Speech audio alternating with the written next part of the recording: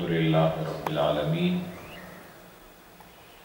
الصلاة والسلام علی محمد وعلی آلہ واصحابہ اجمعین۔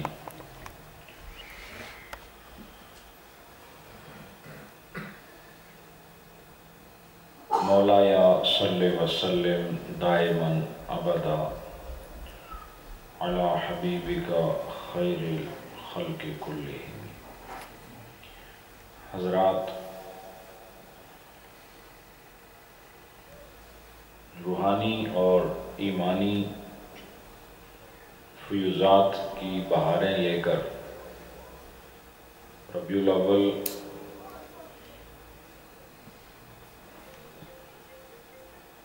رحمت کی ذوفشانی کے لیے گناہگاروں کے باہم موجود ہے، وہ ساعتیں اور وہ گھڑیاں کہ جن ساعتوں میں رب العالمین نے کائنات کی عظیم ترین نعمت کو بصورت رحمت نازل فرمایا۔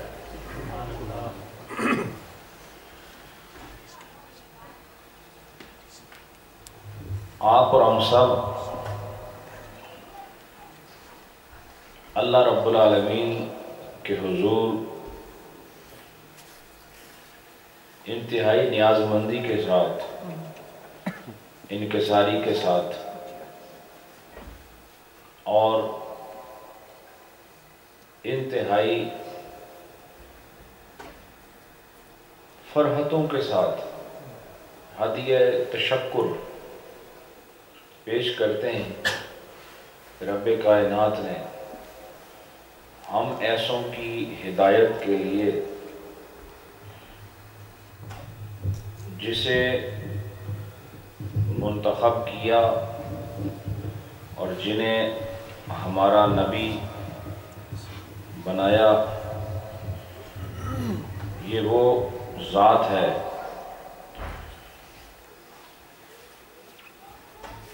کہ جن کی نبوت پر نبی بھی اعلان کرتے آئے ہیں۔ ان کی امت کا حصہ ہونا خوش قسمتی کے سوا کچھ نہیں۔ ان کے آنے سے ماحول میں طہارت آئی، زبانوں میں صداقت آئی، آنکھوں میں حیا آئی، دلوں کو اپنے محبوب کی یاد میں دھڑکنا محسوس ہوا، اور وہ آئے تو زبانوں نے اپنے خالق حقیقی کا ذکر کیا۔ وہ تشریف لائے تو سب کے قبلے درست ہو گئے، اور ان کی آمد ہوئی تو ہر صبح اور ہر شام اذانیں سنائی دینے لگی۔ وہ آئے تو نغمہ توحید شرق و غرب میں گونج گیا، اور وہ آئے کفر کی ظلمتوں کے بادل چھٹ گئے اور نور ایمان ہر سو چمکنا شروع ہو گیا۔ گمراہوں کو راہ مل گئی، بے خیروں کو خیر مل گئی، اور جو کئی دروں پہ جھکتے تھے ان کو ایک در مل گیا، اور جن کے پاس ہدایت کا نصاب نہیں تھا، مصطفیٰ آئے تو نصاب ہدایت لے آئے۔ اور وہ جن کی عادت اور جن کی خصلتوں نے رب سے دور کر دیا تھا، جب وہ پیارے محبوب آئے تو وہ جو خدا سے دور تھے اب خدا کے قریب نظر آنے لگے۔ میں کون کون سی تبدیلیوں کا ذکر کروں اور وہ کون کون سی شانوں کا تذکرہ کروں؟ ان کی ہر شان نرالی ہے، ان کی ہر ادا محبوب ہے، ان کا قول فیصل ہے، اور ان کا عمل عین شریعت ہے۔ وہ صرف بیٹھ جائیں تو بیٹھنا عبادت بن جاتا ہے، اور وہ کوئی بات کریں تو وہ بات سنت بن جاتی ہے، وہ روکیں تو چیز حرام ہو جاتی ہے، اور حکم دیں تو وہ فرض ہو جاتا ہے۔ وہ صرف پیغام لے کر آنے والے نہیں بلکہ حاکم بھی ہیں، مختار بھی۔ شریعت میں جنہیں اختیار ہے، اصول وضع کرنے میں جن کو اللہ نے توفیق دی ہے، اور جن کا سراپا ایسا کہ چاند شرما جائے، جن کی صورت ایسی کہ سورج بھی اپنی کرنوں کے باوجود ماند نظر آئے، اور جن کے رخسار ایسے کہ دن کی روشنی اور سورج کی روشن کرنیں ان کے آگے یوں نظر آئیں جیسے سورج کے آگے چراغ رکھ دیا گیا ہو۔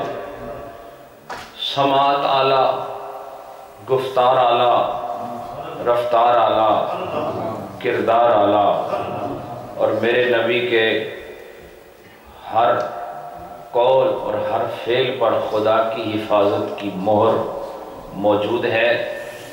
ایسے نبی کی آمد پر جو خوشیوں کا اظہار کرتے ہیں، یہ بھی عام نہیں، یہ اللہ کے خاص بندے۔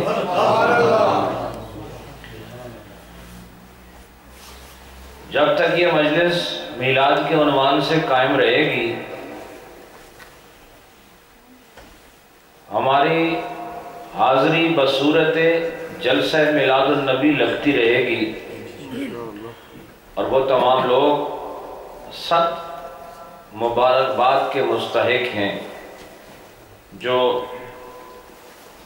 محفل میلاد سجاتے ہیں اور لوگوں کے لیے خورد و نوش کا لنگر شریف کا اہتمام کرتے ہیں، مسجد کی رونق بنتے ہیں۔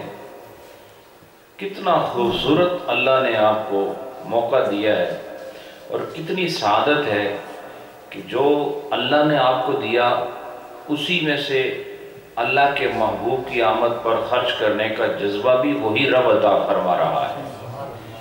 ہم ہر اعتبار سے منفرد ممتاز ہیں کہ ہم صحابہ کرام سے پوچھو گے تو انشاءاللہ اس جماعت کی تائید ہوگی، اہل بیت سے پوچھو گے تو انشاءاللہ اسی جماعت کی تائید ہوگی، اور نبی پاک سے پوچھو گے تو انشاءاللہ اسی جماعت کی تائید ہوگی۔ کیوں؟ کہ اس جماعت نے ہر ایک کا دامن اپنے ہاتھوں میں ادب سے پکڑ رکھا ہے۔ یہ وہ معتدل جماعت ہے جو فتنوں سے الگ ہے، جو قتل و غارت گری سے الگ ہے، جو بڑی شرافت کے ساتھ زندگی کے شب و روز گزار رہے ہیں، اور یہ وہ جماعت ہے کہ جن کی زبان، دل، دماغ، روح سب ادب سے معطر نظر آتے ہیں۔ صحابہ کرام ہوں، اہل بیت ہوں، اور اہل اللہ ہوں، انبیاء اللہ ہوں، یہ جتنے بھی ہیں ان سب کا ادب کرنے والے یہ گستاخی کی طرف جا ہی نہیں سکتے۔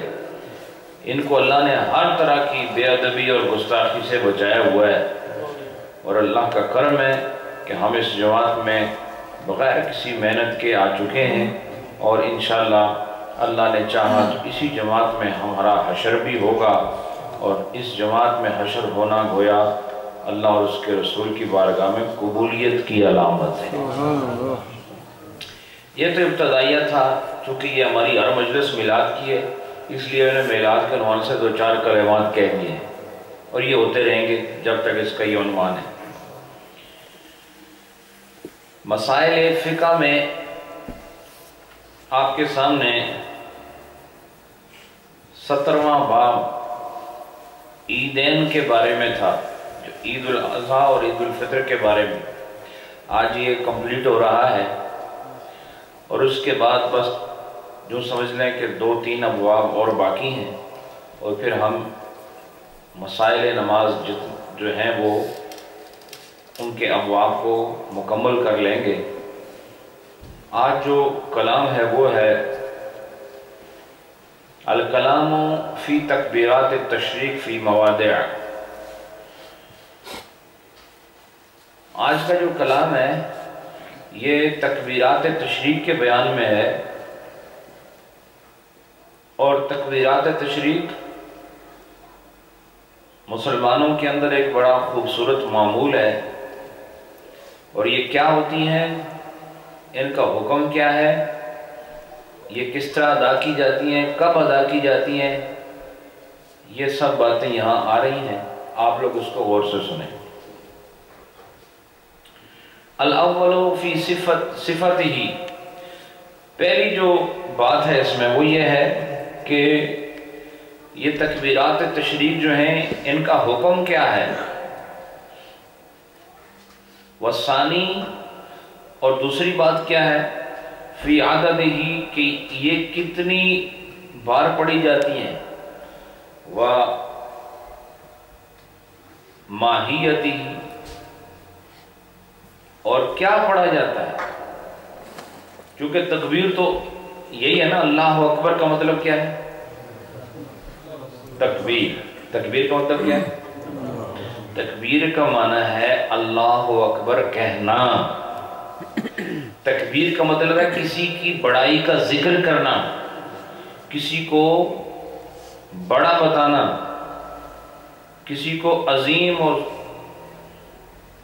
ہر اعتبار سے بڑا اظہار کرنا، اس کو کیا کہتے ہیں، تکبیر۔ والثالث فی شروطہ، اور تیسرا جو کلام ہوگا وہ کس بارے میں، کہ اس کی شرائط کیا ہے۔ والرابع فی وقت ہی، اور چوتھا جو کلام ہوگا وہ تکبیرات تشریق کے وقت کے بیان میں ہوگا کہ اس کا وقت کیا ہوتا ہے۔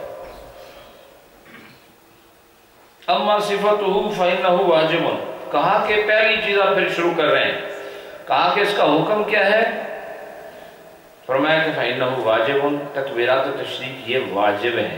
کیا ہے، واجب۔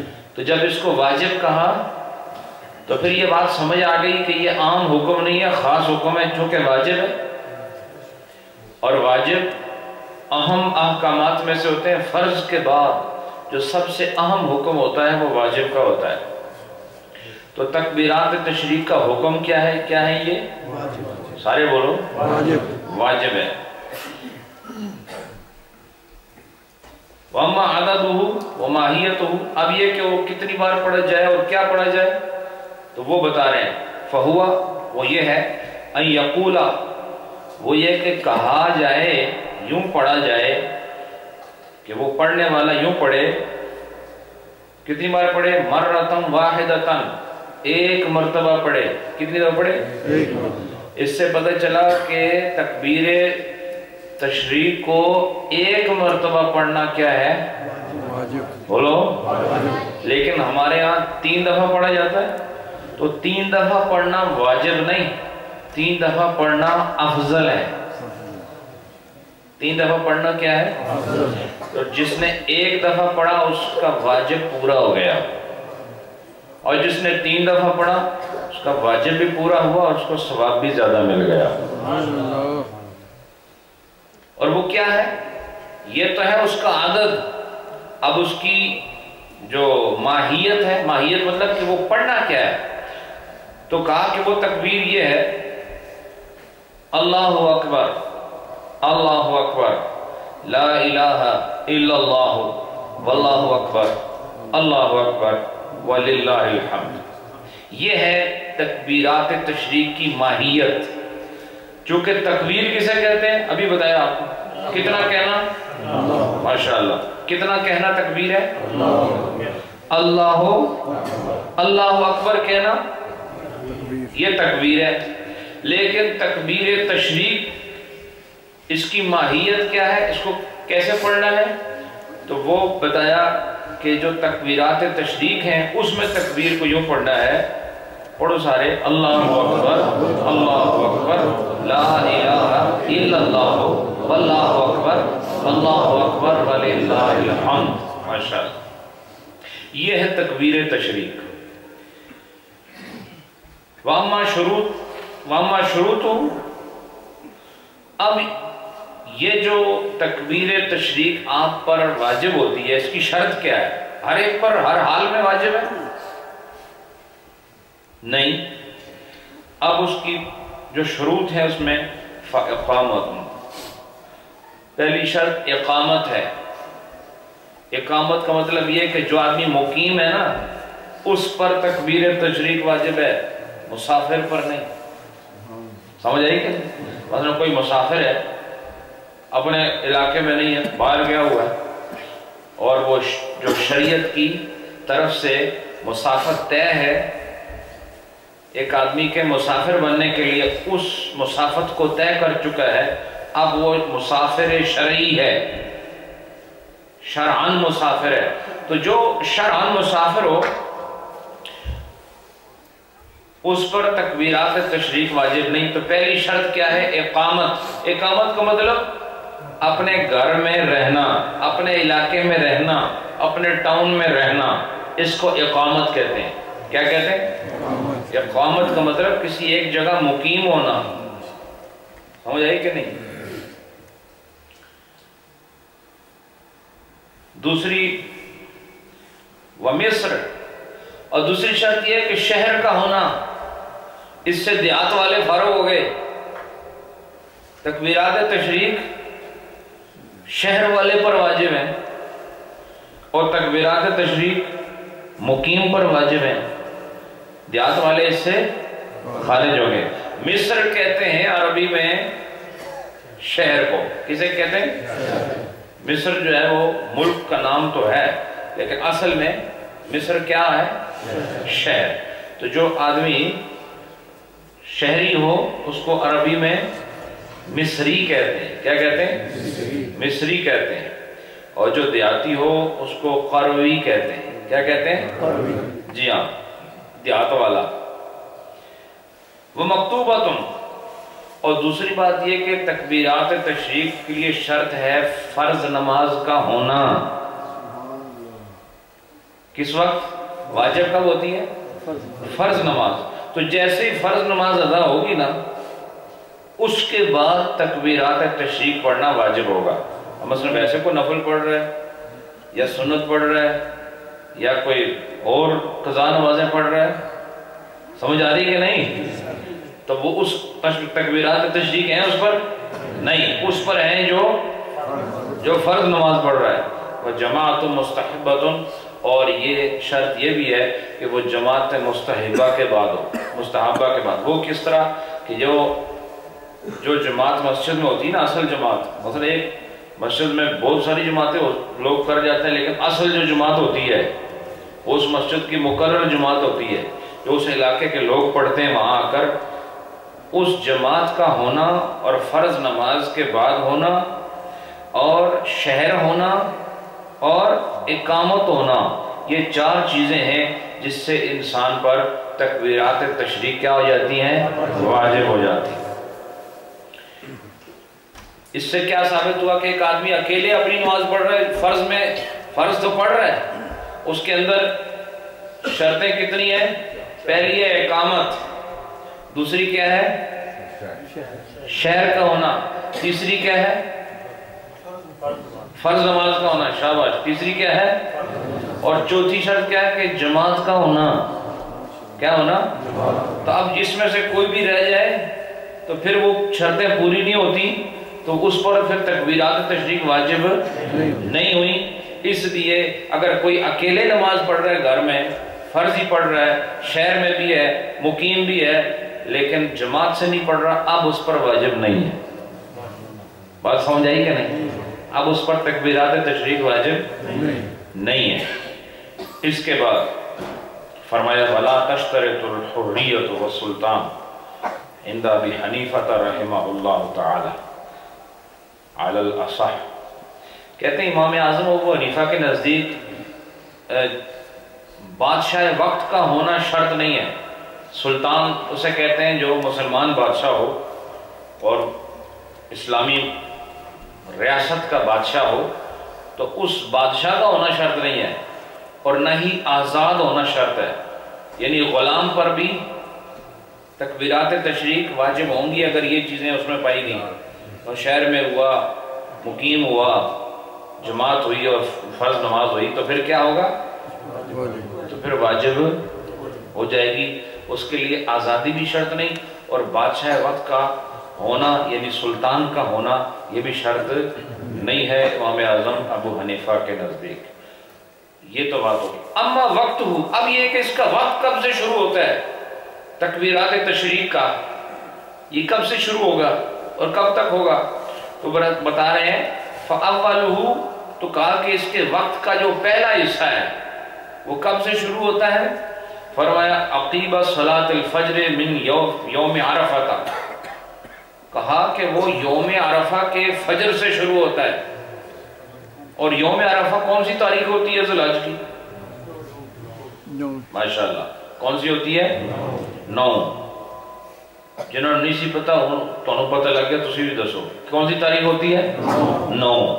تو عرفہ، یوم عرفہ آپ کو پتا ہے حج کے لیے رکن اعظم اس میں ادا ہوتا ہے اور اس دن رب العالمین خاص قسم کی رحمت اور نعمت حجاج پر نازل فرماتا ہے جب وہ عرفات کے میدان میں ہوتے ہیں.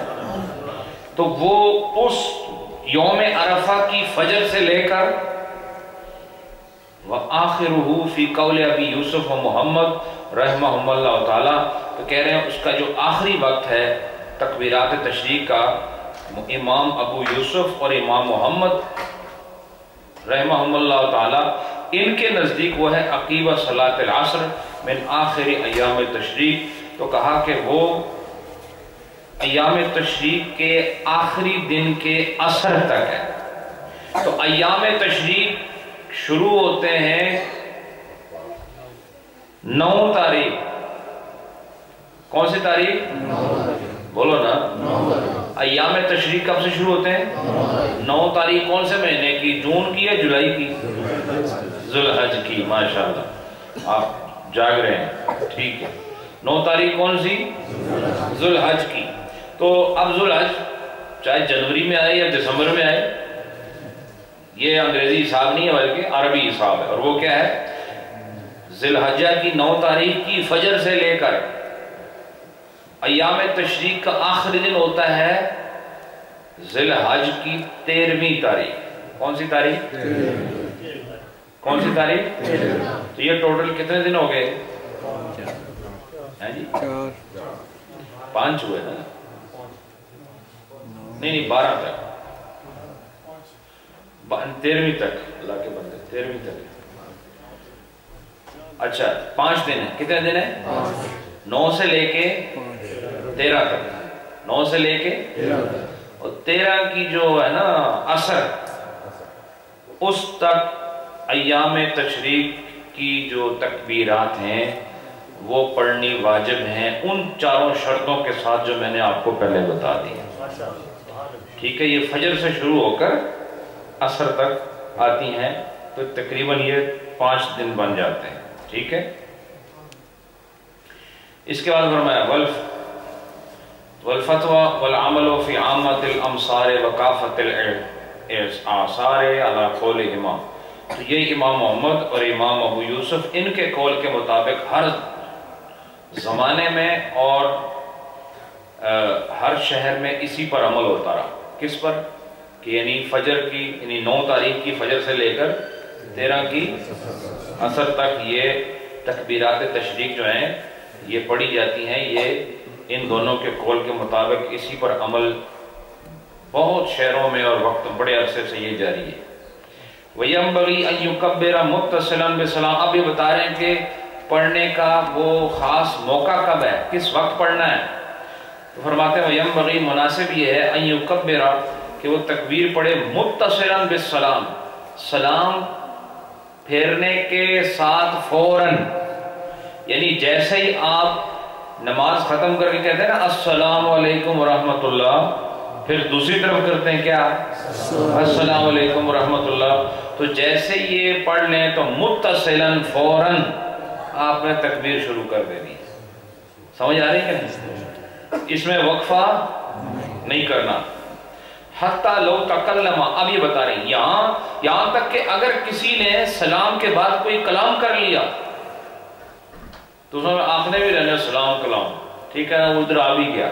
تو سلام کے بعد اگر کسی نے کوئی کلام، کیا ہوتا ہے، کوئی بات کر لی، مثلا السلام علیکم ورحمۃ اللہ کے بعد آپ نے کوئی بھی بات کر لی، ادھر آ جاؤ، واپس چلے جاؤ، بیٹھ جاؤ، کھڑو جاؤ، کوئی بھی آپ نے بات کہی سلام کے بعد، او احدث متعمدن، یا جان بوجھ کر بے وضو کیا اپنے آپ کو سلام کے بعد، یعنی ایک ہوتا ہے نا بے ارادہ آدمی بے وضو ہو جائے، ارادہ نہ ہو، وہ نہیں، ارادے کے ساتھ اپنے آپ کو بے وضو کرنا یا سلام کے بعد فوراً کلام کرنا، سقطا. تو جس نے ایسا کیا اب اس کے لیے تکبیر کی وہ بات نہیں رہی، اب وہ تکبیر اس کے لیے واجب بھی نہیں رہی اور اس کا وہ مقام نہ رہا، اس سے تکبیر ساقط ہو گئی. اب آپ نے اندازہ کیا کہ سلام کے بعد کلام نہ کرنا کتنا ضروری ہے، اور سلام کے بعد کوئی اور غیر شرعی کام نہ کیا جائے، بلکہ سلام کے بعد فوراً جو اگلا کام کیا جائے وہ تکبیرات تشریق کا پڑھنا ہے. اور جس نے کلام کر لیا اس سے وہ تکبیر رہ گئی، پھر بھی بے شک پڑھتا رہے، لیکن وہ جو اصل اس کا روحانی مرتبہ ہے اور جو درجہ ہے اس سے وہ رہ جاتا ہے. اب یہ کہہ رہے ہیں وَلَا يُكَبِّرُ عَقِيبَ الْوِتْرِ، اور وطر کے بعد تکبیرات نہیں پڑھی جائیں گی. مثلا کوئی آدمی وطر بھی پڑھتا ہے، چونکہ وطر میں اگر تکبیرات آپ پڑھیں گے تو یہ آپ کو اس کی اجازت نہیں. ویسے آپ تکبیر پڑھتے ہیں اللہ کی عظمت کے لیے اور بات ہے، لیکن تکبیرات تشریق کی نیت سے آپ وطر کے بعد تکبیر نہیں پڑھ سکتے، اس لیے کہ تکبیرات کے پڑھنے کی جو اصل جگہ ہے وہ فرض نماز کے بعد، اور وطر جو ہے وہ واجب نماز ہے. سمجھ آئی کہ نہیں آپ؟ وعقیب صلاۃ العید، اور اسی طرح عید کی نماز کے بعد بھی وہ تکبیرات نہ پڑھیں. عید کی نماز کے فوراً بعد تکبیرات، بولو نا، تکبیرات نہ پڑھیں. لیکن یہاں پر ہی ایک اور جگہ لکھا ہے کہ بعض جگہ لوگ پڑھتے بھی ہیں، بعض جگہ لوگ پڑھتے بھی ہیں، لیکن بہرحال اصل مسئلہ ہے وہ یہی ہے کہ آپ کوشش کریں کہ عید کی نماز کے بعد تکبیرات نہ پڑھیں. ومن نسی صلاۃ من ایام تشریق، اب یہ جو مسئلہ آ رہا ہے نا، ابھی جو میں مسائل بتا رہا ہوں یہ ٹیکنیکل ہیں، اور تھوڑا سا اس میں اگر آپ نے حاضر دماغی سے کام لیا تو پھر سمجھ آئیں گے، اور اگر غیر دماغ رہے تو پھر سمجھ تو نہیں آئے گا. لیکن میں آپ سے پوچھوں گا ضرور، کسی سے بھی پوچھ سکتا ہوں، اس لیے توجہ بھی اور کانوں کی جو سمت ہے میری طرف رکھو. ومن نسی صلاۃ من ایام تشریق، اگر ایام تشریق میں سے کوئی آدمی نماز بھول گیا، نماز بھول گیا کیا مطلب؟ نماز پڑھنا بھول گیا. مثلا وہ بیٹھا تھا، اسے یاد ہی نہیں رہا کہ مجھے نماز پڑھنی ہے. تو نماز پڑھنے کو بھول جانا اور چیز ہے اور قضا کرنا اور چیز ہے. بات سمجھو کہ نہیں؟ یہ مسئلہ کن کے بارے میں بیان ہو رہا ہے؟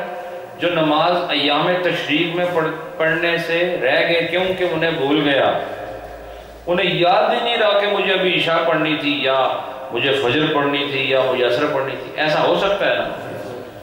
تو بھئی تمہیں یاد ہی نہ رہے کہ میں نماز پڑھنی سی، تو پھر ایک اس کا مسئلہ کیا ہے؟ کہتے ہیں فَذَكَرَهَا فِي أَيَّامِ التَّشْرِيقِ مِن تِلْكَ السَّنَةِ، تو پھر اسی سال جس سال میں اس کی یہ نماز قضا ہوئی، تشریق کے اندر ہی اس کو دوبارہ یاد آ گیا کہ میری فلاں نماز مجھ سے رہ گئی تھی. مثلا میں آپ کو مثال دیتا ہوں، 9 تاریخ ایام تشریق شروع ہوتے ہیں، بولو سارے، یعنی تکبیر کے لیے کہہ رہا ہوں، تکبیر کے لیے ایام تشریق 9 تاریخ سے شروع ہوئے. 9 تاریخ کو آپ نے فجر تو پڑھی ہے، ظہر آپ کو پڑھنا یاد ہی نہیں رہی، 10 تاریخ کو آپ کو یاد آتا ہے کہ میں کل زور میں تو پڑھی ہی نہیں، مجھے یاد ہی نہیں، تو اب یہ آپ کی ایام تشریق میں ایک نماز آپ سے رہ گئی جو بھول گئے تھے آپ، لیکن اسی سال انہی دنوں میں واپس یاد آ گیا، ایام تشریق کے اندر یعنی 13 تاریخ سے پہلے اسی سال کی ایام تشریق کی نماز جو آپ سے رہ گئی وہ یاد آ گئی، تو پھر قضاها، تو وہ اس کو ایام تشریق میں فوراً قضا کرے، وکبرا، اور اس کے بعد تکبیر پڑھے۔ کیا کرے؟ تکبیر پڑھے۔ اب آگے سنو مسئلہ، آپ تھوڑا سا آپ کو غور کرنا ہوگا۔ وَإِذَا فَاتَتْهُ صَلَاةٌ قَبْلَ هَذِهِ الْأَيَّامِ، اور اگر ان دنوں سے پہلے اس کی کوئی نماز قضا ہو گئی تھی، یعنی ایام تشریق ابھی شروع ہی نہیں ہوئے، اور کس دن کی نماز قضا ہوئی، مثلا 5 تاریخ کی، 6 تاریخ کی کوئی نماز پہلے سے قضا ہے، فَقَضَاهَا فِيهَا، اور وہ جو 5-6 تاریخ کو نماز قضا ہوئی تھی وہ ایام تشریق میں قضا کر رہا ہے، تو کیا آپ تکبیر پڑھے گا اس کے لیے؟ تو کہتے ہیں لا یکبرو، اب وہ پچھلے دنوں کی جو قضا ہے نا اس کو ان میں پڑھتے ہوئے اب تکبیر نہیں پڑھے گا۔ کیوں؟ کہ یہ وہ نماز ہے جو ایام تشریق سے پہلے کی نماز ہے۔ اگر ایام تشریق کی نماز ہوتی اور ایام تشریق اسی سال اس کو یاد آتا اور ان 5 دنوں کے اندر اس نے وہ نماز قضا، تو پھر تکبیر بولو پڑھے گا۔ وَقَضَلْ وَفَادَتْهُ صَلَاةٌ فِي أَيَّامِ التَّشْرِيقِ، اور اگر ایام تشریق میں اس نے نماز قضا کر دی، اب بھولا نہیں ہے، کیا کیا اس نے؟ اب اس نے قضا کیا، بھولا نہیں ہے، اب کیا کیا؟ اس نے قضا کی ہے، فَقَضَاهَا فِي غَيْرِ ایام تشریق، لیکن اس نے اس نماز کو ایام تشریق کے بعد کسی اور دنوں میں قضا کیا، مثلا 9 سے 13 کے درمیان عصر سے پہلے کوئی نماز آپ سے رہ گئی تھی، آپ نے اس کو 14، 15، 16 ذی الحج میں بعد میں پڑھا، ایام تشریق کے بعد اس قضا نماز کو آپ نے ادا کیا، او قضاها فی ایام تشریق من قابل، یا بعد میں بھی نہیں ادا کی، اگلے سال پھر دوبارہ ایام تشریق آ گئے، اس میں آپ نے پچھلے سال کے ایام تشریق کی نماز کو قضا کیا، لا یکبر عقیبہا، تو پھر ان دونوں صورتوں میں وہ آدمی تکبیر نہیں پڑھے گا، تکبیر نہیں، بات سمجھ آئی کہ نہیں آپ؟ تکبیر جس آدمی نے اپنی نماز قضا کی اور پھر اس قضا اور وہ نماز کون سی تھی؟ جو ایام تشریق والی تھی، اور پھر اس ایام تشریق والی نماز کو اس نے دوبارہ پڑھا لیکن تشریق کے دن گزر چکے تھے، اب تکبیر کہے گا؟ نہیں کہے گا۔ یا اب اس نے قضا کی لیکن اگلے سال کا ایام تشریق آگے، پچھلے ایام تشریق کی نماز کو پڑھنے کے لیے اگلے سال کے ایام تشریق آگے، اب کیا اس کے بعد تکبیر پڑھے گا؟ ماشاءاللہ، آپ تو بہت ذہین ہے، میں سمجھا یہ مجھے زیادہ بتانا پڑے گا، آپ پہلے سمجھ گئے، ماشاءاللہ۔ وَبِالْإِقْتِدَاءِ يَجِبُ عَلَى الْمَرْأَةِ وَالْمُسَافِرِ، ابھی آپ کو بتایا ہے نا کہ مسافر پر تکبیر واجب نہیں ہے، ایسے ہی عورت پر بھی واجب نہیں ہے، مثلا عورت گھر میں نماز پڑھتی ہے تو عورت پر تکبیر واجب ہے، چونکہ وہ جماعت تو اس کے لیے فرض نہیں ہے نا، عورت کے لیے جماعت فرض بھی نہیں ہے، واجب بھی نہیں ہے، سنت بھی نہیں ہے، عورت کے لیے جماعت سے نماز پڑھنا زیادہ زیادہ بس اس کی نماز ہو جاتی ہے، یوں سمجھو، ٹھیک ہے؟ عورت کا گھر میں نماز پڑھنا افضل ہے، گل سمجھ آئی نہیں کہ نہیں؟ تو تھوڑی نہیں سنیا الگ بات ہے، لیکن مسئلہ یہی ہے جو میں بتا رہا ہوں، سب سے افضل نماز کہاں ہے؟ ان کی گھر میں ہے بس۔ تو اب عورت پر جب وہ گھر میں ہے تو پھر جماعت تو نہیں ہے، تو پھر اس پر ہے نہیں ہے، لیکن یہ کہتے ہیں اگر عورت اور مسافر ان دونوں پر نہیں ہے، اگر یہ جماعت میں شامل ہو گئے، فرض کی یہ فرض کی جماعت میں شامل ہو گئے اور وہ شہر ہے، یا اب وہ تو دیہات سے آیا ہوا ہے تو وہ شہر میں ہے اور وہاں مسجد میں گیا تو وہاں جماعت سے نماز ہو رہی ہے، ایک عورتوں کی بھی پیچھے صف کھڑی ہے، یا نہیں کھڑی، یا عورتیں ہیں یا نہیں ہیں، دونوں کا مسئلہ بتا رہے ہیں، تو کہا کہ پھر عورت اور مسافر ان دونوں پر بھی اس جماعت میں شرکت کی وجہ سے ان پر بھی واجب ہو جائے گا، لیکن اس عورت اور مرد کے تکبیر پڑھنے کا طریقہ مختلف ہوگا۔ وہ کیا؟ وَالْمَرْأَةُ تَخَافَتْ بِالتَّكْبِيرِ، عورت جو ہے تکبیر کہتے ہوئے آہستہ آواز رکھے گی، عورت تکبیر کہتے ہوئے آہستہ آواز رکھے گی۔ عورت کا حتیٰ کہ قرآن پڑھنا بھی آہستہ آواز میں یہ لازم ہے، ٹھیک ہے، اس کی آواز بھی پردہ ہے، عورت کی جو آواز ہے وہ بھی ایک پردہ ہے، جیسے بدن پردہ ہے اس کی آواز بھی پردہ ہے۔ تو وہ اگر مردوں کے ساتھ جماعت میں نماز پڑھ رہی تو ظاہر ہے پہلی بات تو یہ انڈرسٹوڈ ہے کہ وہ بالکل پیچھے ہوگی، سب سے آخری صف عورتوں کی ہوگی، ٹھیک ہے۔ تو اب جب یہ جماعت میں شامل ہو گئے تو اس عورت پر بھی واجب ہوگی، اور وہ مسافر جس پر واجب نہیں تھی لیکن جماعت میں آنے کی وجہ سے اس پر واجب ہوگی، تو وہ جو مرد ہے چاہے وہ عورت مسافرہ ہے چاہے وہ عورت مسافر نہیں لیکن ویسے جماعت میں آ گئی، اس عورت پر بھی واجب ہے، اور مرد کوئی مسافر آ گیا جماعت میں شریک ہو گیا، اس پر بھی اب تکبیر تشریق کیا ہو گیا؟ واجب ہو گئی، ماشاءاللہ۔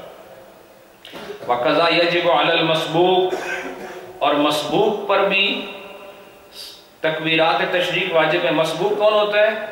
وہ آدمی جو نماز میں لیٹ آئے، مثلا تسی آئے ہو 2 رکعتاں ہو گئیاں تو 2 رہن دیاں، تو 2 رکعتاں جس روز امام نال پڑھو گے 2 بعد اپنی پڑھو گے نا، یا وہ اسی طرح ہی چھوڑ دیو گے؟ بولو نا، پڑھو گے، تو اس کے پڑھنے کے بعد آپ پر تکبیر تشریق پڑھنا واجب ہے، کیونکہ جب آپ کھڑے ہو کے اپنی نماز پڑھ رہے ہو گے تو باقی امام صاحب بھی اور لوگ اپنی تکبیریں پڑھ رہے ہوں گے، آپ اپنی 2 رکعت مکمل کرو گے کہ نہیں؟ بولو نا، آپ اپنی 2 رکعت مکمل کرو گے، لیکن چونکہ آپ کو جماعت مل گئی اس لیے بقیہ نماز ختم ہونے کے بعد جیسے ہی سلام پھیرو گے اس کے بعد آپ نے پہلے اپنی تکبیر تشریق کہہ دی۔ یہ مسئلہ آپ کے لیے جدید ہے کہ نہیں؟ ایسا ہے کہ نہیں؟ ماشاءاللہ۔ اس کے بعد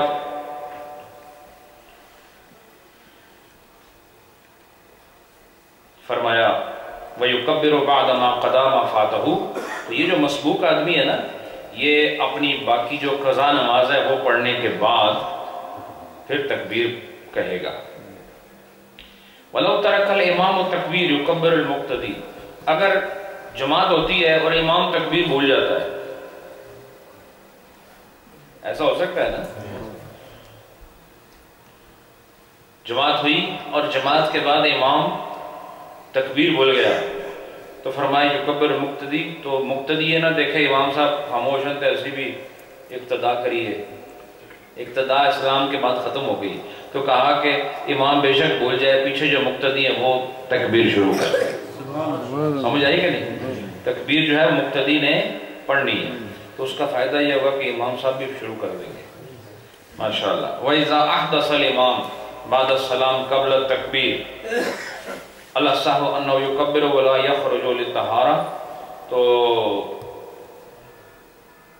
امام اگر سلام کے بعد بے وضو ہو گیا تو اس کو تکبیر کہنے کے لیے باہر جا کے وضو کر کے دوبارہ آ کے تکبیر کہنا کی ضرورت نہیں ہے، وہ اس کی حالت میں تکبیر کہہ لے تو اس کی تکبیر جو ہے وہ ادا ہو جائے گی۔ یہ ہو گیا باب ختم، اور اب اگلا جو باب ہے الباب الثامن عشر فی صلاۃ الکسوف، اب جو 18واں باب ہے ہمارا وہ انشاءاللہ اگلی جمعرات سے شروع ہوگا، وہ ہے سورج اور چاند کو جب گہن لگ جاتا ہے نا، مون ایکلپس اور سن ایکلپس ہوتا ہے کہ نہیں، تو یہ اللہ کی نشانیوں میں سے یہ بھی نشانیاں ہیں، علامات ہیں، تو اس یعنی چاند گرہن یا سورج گرہن کے بعد جب یہ منظر آئے تو اس وقت ہماری شریعت میں کوئی نماز پڑھنی پڑتی ہے، ٹھیک ہے، اس کو صلاۃ کسوف کہتے ہیں۔ کیا کہتے ہیں؟ جی، یہ انشاءاللہ اس کے بارے میں تقریباً اس پر عمل جو ہے نا وہ ختم ہی سمجھو، لوگوں کو پتہ ہی نہیں ہے، عوام کو تو پتہ ہی نہیں، تو جن کو پتہ ہے وہ کہتے ہیں رہن دو، ٹھیک ہے، لیکن اگر ایسا دوبارہ ہوا اور ہم آپ ادھر ہوئے تو ہم نے اس نماز کو انشاءاللہ ادا کرنا ہے انشاءاللہ۔ اس کا طریقہ اس کے احکام میں بیان کروں گا، اور اس باب کے بعد، اس باب کو میں 2 مجلس میں نہیں رکھوں گا بلکہ اگلی جمعرات میں اس کو ختم کروں گا، ٹھیک ہے۔ اس کے بعد جو اگلا باب ہے وہ بھی بڑا خوبصورت ہے، وہ ہے الباب التاسع عشر فی الاستسقاء، اور جو 19واں باب ہے وہ ہے جب بارش نہ ہو نا تو بارش مانگنے کے لیے اللہ کی بارگاہ میں نفلی نماز ادا کرنا، اس کو صلاۃ استسقاء کہتے ہیں۔ ہمارے لوگ کیا کہتے ہیں، پیر صاحب دعا کرو بارش نہیں ہو رہی، تو میں کہتا ہوں آپ وہ کرو جو آپ کو اللہ کا رسول بتا رہا، اور وہ ہے صلاۃ استسقاء پڑھو۔ جب وہ پڑھو گے تو انشاءاللہ خود بخود بارش آ جائے گی۔ تو یہ انشاءاللہ یہ بیانات ہوں گے، اور اس کے بعد پھر ایک چیپٹر اور ہے، پھر یہ ہمارا پورا یعنی مضمون ہی انشاءاللہ مکمل ہو جائے گا، اور بڑی کامیابی سے الحمدللہ 5 سال ہم نے یہ سلسلہ جاری رکھا، اور اب انشاءاللہ 2016 کے وسط میں انشاءاللہ ہم یہ سارا جو نماز کے مسائل ہیں یہ ختم کر دیں گے، اور اللہ سے دعا ہے کہ جتنا آج تک بیان ہوا اس میں غلطی کوتاہی ہوئی ہو تو اللہ معافی دے، اور جو کچھ بیان ہوا اللہ اس کا سننے والوں کو، بیان کرنے والوں کو، سب کو اپنی بارگاہ سے اجر عطا فرمائے۔ کیا چیز ہے، جیسے نماز ہے نا، پڑھتے آپ سب ہیں، لیکن اللہ اکبر سے لے کے السلام علیکم ورحمۃ اللہ تک آپ کو پتہ کچھ بھی نہیں ہوتا کیا پڑھ رہے ہیں۔ اس کا بھی مفہوم، ترجمہ، حتیٰ کہ اگر میں آپ کو دعائے قنوت کا ترجمہ و تشریح کروں تو آپ کی جو روح ہے نا وہ ایسے مست ہو جائے کہ دعائے قنوت کے اندر کیسے کیسے اسرار و رموز ہیں اور کیسے خزانے ہیں اس کے اندر، لیکن ہمیں پتہ نہیں۔ اول تو کئیوں کو تو آتی بھی کوئی نہیں، اور جن کو آتی ہے ان کو پتہ ہی نہیں کہ اس کا معنی کیا ہے۔ بہت بڑا خزانہ ہے، اور جب تشریح اور ترجمے کے بعد آپ دعائے قنوت پڑھو گے، یا سورہ فاتحہ پڑھو گے، یا کل شریف پڑھو گے، یا سبحان ربی العظیم پڑھو گے، پھر اس رکوع کا، اس قیام کا، اس تلاوت کا، اس دعا کا مزہ کچھ اور ہوگا۔ تو انشاءاللہ دیکھیں آگے کیسے وقت آتا ہے اور کیا حالات ہوتے ہیں، تو ختم خواجگان کی بھی ہم انشاءاللہ اس کو صحیح طرح ڈیفائن کریں گے، ایکسپلینیشنز جو ہیں اس کی وہ آپ کے سامنے رکھیں گے۔ بہت خوبصورت چیز ہے یہ۔ باواز بلند بسم اللہ الرحمن الرحیم، بسم اللہ الرحمن الرحیم، اللہم صلی علی سیدنا و مولانا محمد وعلی آل سیدنا و مولانا محمد وبارک وسلم، اللہم صلی علی سیدنا و مولانا محمد وعلی آل سیدنا و مولانا محمد وبارک وسلم۔ بسم اللہ الرحمن الرحیم، الحمدللہ رب العالمین، الرحمن الرحیم، مالک یوم الدین، ایاک نعبد و ایاک نستعین، اہدنا الصراط المستقیم، صراط الذین انعمت علیہم غیر المغضوب علیہم ولا الضالین۔ بسم اللہ الرحمن الرحیم، ألم نشرح لك صدرك ووضعنا عنك وزرك الذي ينقض ظهرك ورفعنا لك ذكرك فإن مع العسر يسرا، إن مع العسر يسرا، فإذا فرغت فانصب وإلى ربك فارغب۔ بسم الله الرحمن الرحيم، قل هو الله أحد الله الصمد لم يلد ولم يولد ولم يكن له كفوا أحد، قل هو الله أحد الله الصمد لم يلد ولم يولد ولم يكن له كفوا أحد، قل هو الله أحد الله الصمد لم يلد ولم يولد ولم يكن له كفوا أحد، قل هو الله أحد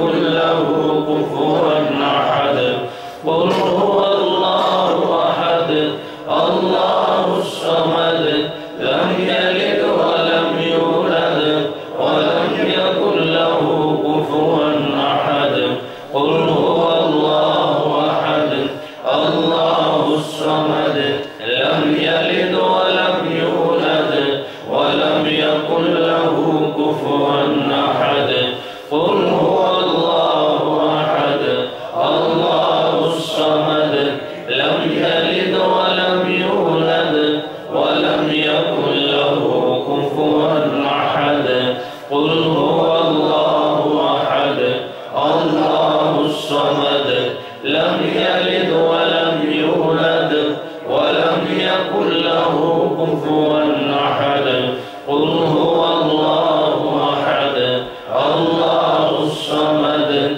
لم يلد ولم يولد ولم يكن له كفوا أحد بسم الله الرحمن الرحيم اللهم يا قاضي الحاجات يا قاضي الحاجات يا قاضي الحاجات يا قاضي الحاجات بسم الله الرحمن الرحيم اللهم يا كافي المهمات يا كافي المهمات يا كافي المهمات يا كافي المهمات بسم الله الرحمن الرحيم اللهم يا رافع الدرجات يا رافع الدرجات يا رافع الدرجات يا رافع الدرجات بسم الله الرحمن الرحيم اللهم يا منزل البركات يا منزل البركات يا منزل البركات يا منزل البركات بسم الله الرحمن الرحيم اللهم يا دافع البليات يا دافع البليات يا دافع البليات يا دافع البليات بسم الله الرحمن الرحيم اللهم يا حل المشكلات يا حل المشكلات يا حل المشكلات يا حل المشكلات بسم الله الرحمن الرحيم اللهم يا مجيب الدعوات يا مجيب الدعوات يا مجيب الدعوات يا مجيب الدعوات بسم الله الرحمن الرحيم اللهم يا شافي الأمراض يا شافي الأمراض يا شافي الأمراض يا شافي الأمراض بسم الله الرحمن الرحيم اللهم يا مسبب الأسباب يا مسبب الأسباب يا مسبب الأسباب يا مسبب الأسباب بسم الله الرحمن الرحيم اللهم يا مفتح الأبواب يا مفتح الأبواب يا مفتح الأبواب يا مفتح الأبواب بسم الله الرحمن الرحيم اللهم يا دليل المتحيرين يا دليل المتحيرين يا دليل المتحيرين يا دليل المتحيرين بسم الله الرحمن الرحيم اللهم يا غياث المستغيثين أغثنا يا غياث المستغيثين أغثنا يا غياث المستغيثين أغثنا يا غياث المستغيثين أغثنا بسم الله الرحمن الرحيم اللهم يا أرحم الراحمين يا أرحم الراحمين يا أرحم الراحمين يا أرحم الراحمين بسم الله الرحمن الرحيم اللهم آمين آمين آمين آمين आमीन। बिस्मिल्लाहिर्रहमानिर्रहीम। अल्लाहुम्मा सल्लि अला सय्यिदिना व मौलाना मुहम्मदिन व अला आलि सय्यिदिना व मौलाना मुहम्मदिन व बारिक व सल्लिम। अल्लाहुम्मा सल्लि अला सय्यिदिना व मौलाना मुहम्मदिन व अला आलि सय्यिदिना व मौलाना मुहम्मदिन व बारिक व सल्लिम व सल्लि अलैहि।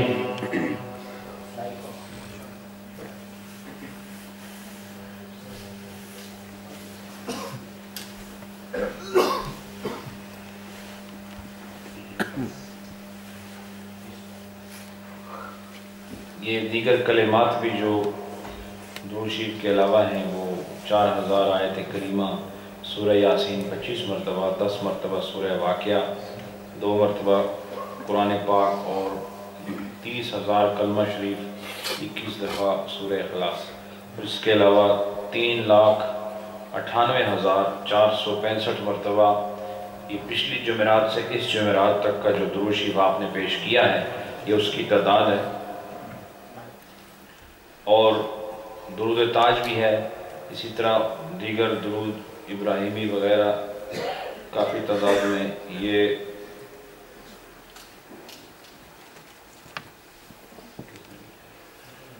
एक साहिब हैं, उन्होंने अपने मामू अब्दुल हमीद साहब उनके लिए ये हदिया किया है, बहुत सारे कलिमात सूरतें पढ़ी हैं। अल्लाह इसका सवाब उनके मामू को नसीब करें।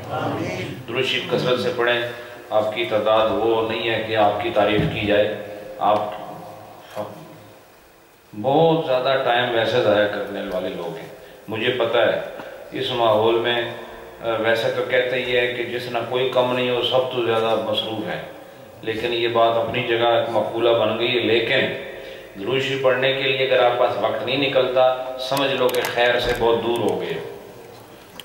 ठीक है, जिसके लिए जिस आदमी के पास दुरूद शरीफ पढ़ने का टाइम नहीं निकलता वो समझ ले कि उसकी ज़िंदगी फजूल खर्च हो रही है। अपनी ज़िंदगी के चंद लम्हे नबी पाक के ज़िक्र के लिए ख़ास कर लो। ठीक है, उनके ज़िक्र से उनको फ़ायदा होता है या नहीं ये अलग मौजू है, आपको बहुत फ़ायदा होता है। ठीक है, तो आप बहुत ज़ौक़ और शौक़ के साथ कसरत से, इतनी बड़ी हमारी मजलिस होती है हर जुमेरात को, अगर हर आदमी जो है वो 10-10, 15-15 हज़ार दुरूद शरीफ पढ़ के लाए तो कई लाख बन जाते हैं। और इसी मजलिस से हमने 12-13 लाख का ऐलान भी किया है। लेकिन आप लोग जो है वो अपनी मामूल वाली जो सुस्ती है उसके ऊपर इस्तिकामत दिखाते हुए बिल्कुल पक्के जुड़े हुए अपने कौल और फेल के साथ, तो इसमें आप तब्दीली करें। और हर हफ्ते 7 दिन होते हैं, 8वें दिन आपकी हाज़िरी होती है। इसमें खूब ज़ौक़ और शौक़ के साथ ये 8 दिनों में रोज़ अगर 1000 भी पढ़ें तो फिर भी 8,000 दिनों 7,000 बन जाता है। तो ये आप ज़रूर जो है दुरूद शरीफ का नजराना साथ लाया करें, बहुत खैर की बात।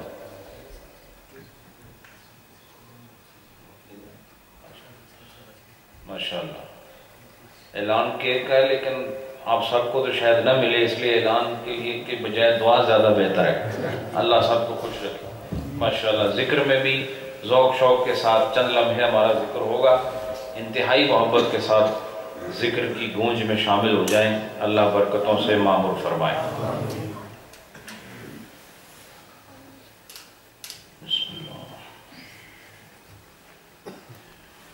सल्ले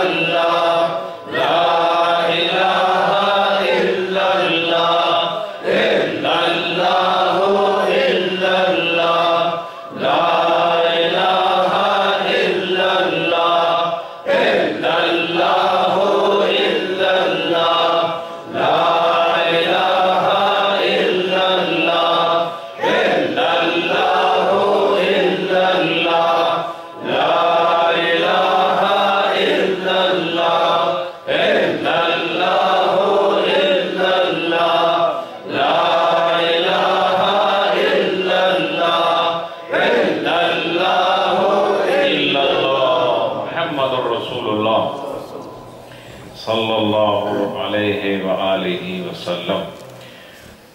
अल्लाहु अल्लाहु अल्लाहु अल्लाहु अल्लाहु अल्लाहु अल्लाहु अल्लाहु अल्लाहु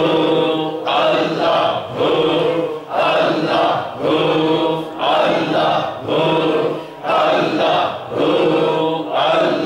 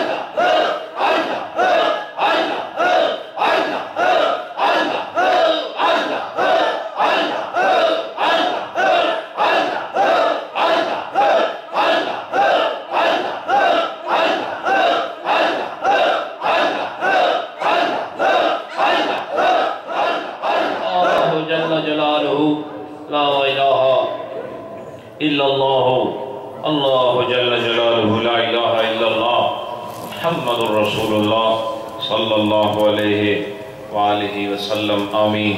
अल्हम्दुलिल्लाहि रब्बिल आलमीन अस्सलातु वस्सलामु अला मुहम्मदिन व अला आलिहि वअस्हाबिहि व अहलि बैतिहि अजमाईन। रब्बना आतिना फिद दुनिया हसना व फिल आखिरति हसना व क़िना अज़ाबन नार। रब्बुल आलमीन, एक हफ्ते के बाद तेरे महबूब की आमद की खुशी में और तेरा जिक्र करने के लिए, तुझे दिल में बसाने के लिए और तेरे जिक्र से रब्बुल आलमीन तन और मन को आबाद करने के लिए तेरे गुनाहगार बंदे दूर और नज़दीक से चलते हुए सवारियों पर ہر حال میں تیری بارگاہ میں حاضر ہیں رب کائنات۔ اس میں مرد بھی ہیں، عورتیں بھی ہیں، اس میں بچے بھی ہیں، جوان بھی ہیں، سفید ریش بزرگ بھی ہیں۔ رب کائنات تو سب کی حاضری قبول فرما۔ رب کائنات اس مجلس میں آنے والے تیرے گناہگار بندے سر تا قدم سراپا تقصیر اور سراپا گناہ اور غلطیوں کے مجموعے اور خطاؤں کے انبار لے کر تیری بارگاہ میں حاضر ہیں۔ اس پاکیزہ محفل میں آئے ہوئے ہیں، اپنے گناہوں پر نادم ہیں اور اپنے گناہوں پر یقین ہے اور نیکیوں پر یقین نہیں۔ الہ العالمین تیری رحمت سے امید لگائے، تیرے محبوب کے دامن کو ہاتھوں میں پکڑے ہوئے تیری بارگاہ میں عرضیاں پیش کر رہے ہیں۔ آج کی اس محفل کے ہر فرد کو یا اللہ معاف فرما دے، اس کے ہر مرد اور اس کی ہر عورت کو معاف فرما دے، اس مجلس کے ہر جوان و پیر کو معاف کر دے، اس محفل کے ہر رکن کو معاف کر دے۔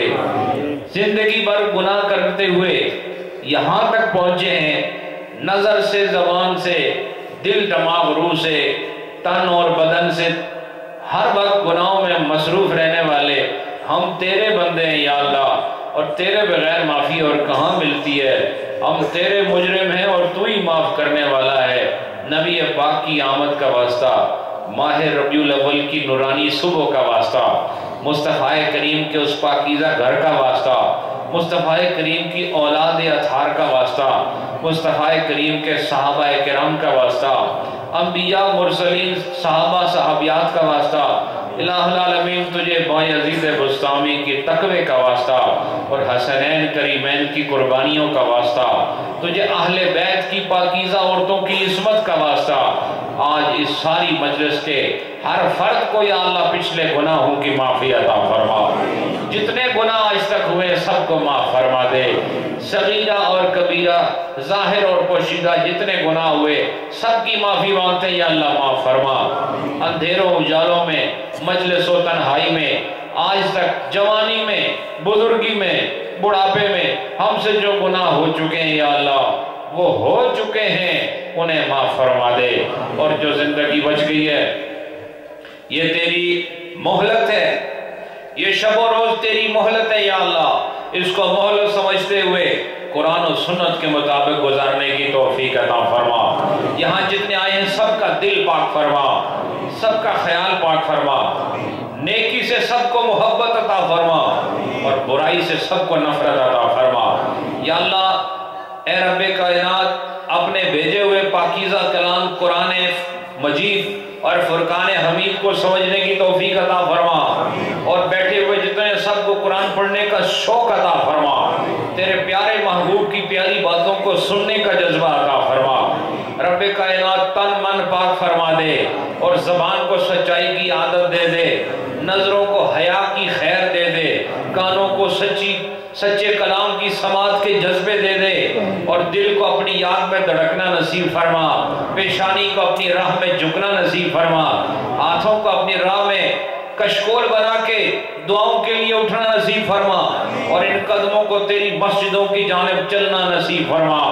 الہ العالمین قولاً فعلاً ظاہراً باطناً کامل مسلمان بننے کی توفیق عطا فرما یا اللہ۔ جتنے بھی پریشان ہیں، مصیبتوں میں الجھے ہوئے ہیں، گھریلو پریشانیاں، کاروباری پریشانیاں، مالی پریشانیاں، انتظامی پریشانیاں، قانونی پریشانیاں، داخلی اور خارجی اور بین الاقوامی پریشانیاں، رب کائنات تو حل المشکلات ہے اور تو دافع البلیات ہے۔ رب کائنات آج سب کی پریشانیاں دور فرما دے، جو گھروں میں بے سکون ہے انہیں سکون عطا فرما، جہاں نا اتفاقی ہے وہاں اتفاق عطا فرما، جہاں بدامنی ہے یا اللہ امن عطا فرما، جہاں انتشار ہے وہاں اتفاق عطا فرما، جہاں نفرتیں ہیں وہاں محبت عطا فرما، جہاں دوری ہے وہاں قربت عطا فرما، جہاں غربت ہے وہاں امارت عطا فرما، جہاں بد عملی ہے نیک عملی عطا فرما، جہاں بے دینی ہے وہاں دین کا نور عطا فرما، جو بے اولاد ہیں ان کو صاحب اولاد بنا دے، اور جو اولاد والے ان کو اولاد کی خوشیاں عطا فرما، جو اولاد کے ہاتھوں پریشان ہے یا اللہ ان کی اولاد کو ان کے لیے مطیع اور فرما بردار فرما، اسلامی اور ایمانی جذبے ہم سب کی اولادوں کو عطا فرما، اور سب کی اولادوں کا مستقبل با اسلام با ایمان اور نور سے معمور اور مستقبل روشن عطا فرما۔ رب کائنات جو مریض ہیں ان کو صحت عطا فرما، جو مریض ہیں اسپتالوں میں، گھروں میں، ہمارے ماں باپ میں سے، جاننے والوں میں سے، رشتہ داروں میں سے، یا شافی الامراض سب کو صحت کی دولت عطا فرما، اور جو صحت مند ہیں ان کی صحت کو برقرار فرما۔ رب کائنات آج کی اس خوبصورت پروگرام میں میلاد نبی کے اس پاکیزہ عنوان اور اس کے بعد مسائل فقیہیہ، مسائل شرعیہ کو، فرعیہ کو بیان کیا گیا، اور تیرے محبوب کی شان میں نعتیں پڑھی گئیں اور تیرا پاک کلام سنایا گیا۔ رب کائنات اس کے بعد پاکیزہ کیفیات میں ختم خواجگان شریف پڑھا گیا، اور پھر جذبوں سے معمور ذکر کیا گیا، اور اس کے علاوہ اس آج کی مجلس کے لیے قرآن پاک کی تلاوت، دیگر سورہ یاسین کی تلاوتیں اور مختلف اقسام کے درود شریف پیش کیے گئے، اور جو لنگر پیش کیا گیا، ان سب کو اپنی بارگاہ جلیلہ میں قبول فرما، اور اس کا ثواب نبی دو جہاں کو عطا فرما، ان کے وسیلے سے ساری جماعت انبیاء کو عطا فرما، اور حضور کے صحابہ صحابیات اہل بیت کو، تابعین و تبع تابعین اور مفسرین و محدثین، علماء فقہ کو، علماء فلسفہ کو، علماء علم کلامیہ کو، علماء تفسیر کو، علماء حدیث کو، اور دین کے خدمت گاروں کو، دین کے طالب علموں کو، اے رب العالمین جو بحالت ایمان دنیا سے جا چکے ہیں، اہل اللہ میں سے، صلحاء میں سے، متقین میں سے، طاہرین میں سے، مطہرین میں سے، مسلمین و مسلمات، مومنین و مومنات میں سے، رب العالمین ان سب کو اس محفل کا ثواب عطا فرما، اور بالاخص محترم حاجی محمد یاسین صاحب، ان کے والد مرحوم کو، ان کے بھائی مرحوم کو، اور ان کے جو ماموں ہیں، اور ان کے گھر کے جتنے بھی مرد اور عورتیں بحالت ایمان دنیا سے چلے گئے، اور ہمارے راشدین والے ساتھی جنہوں نے اپنے ماموں کے لیے سال ثواب کیا ان کو، اور آج کی اس بزم میں جتنے لوگ حاضر ہوئے، جتنی مائیں بچیاں بہنیں آئیں اور جتنے مرد حاضر ہوئے، ان سب کے مرحومین کو آج کی محفل کا ثواب عطا فرما، سب کو بخشش و مغفرت عطا فرما، حاجی حسین صاحب کے کل مرحومین مرحومات کے درجے بلند فرما، اور عالم برزخ میں ختم پاک کے صدقے وسعت اور نورانیت عطا فرما، ہمارے مرحومین کے صغیرہ کبیرہ گناہ معاف فرما، اور ان کو اپنی رضا عطا فرما۔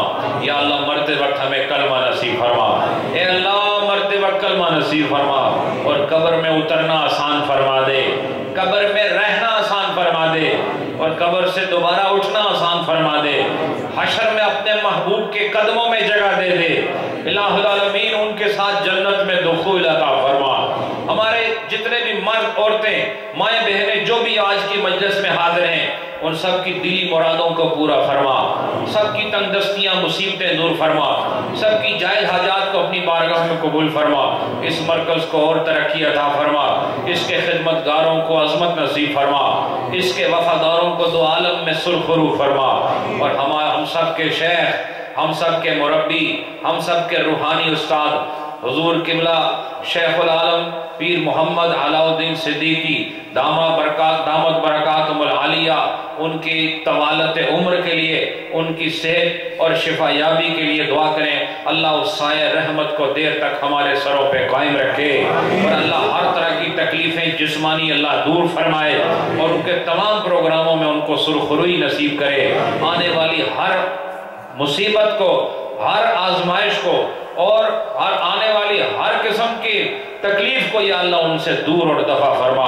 اور اس پوری جماعت محبت کو، اس جماعت الفت کو، اس جماعت وفا کو، اس جماعت سخا کو یا اللہ صبح محشر تک کامیابیوں سے ہمکنار فرما۔ ربنا تقبل منا انک انت السمیع العلیم وتب علینا انک انت التواب الرحیم، وصلی اللہ تعالی علی حبیبہ محمد وعلی آلہ واصحابہ اجمعین برحمتک یا ارحم الراحمین۔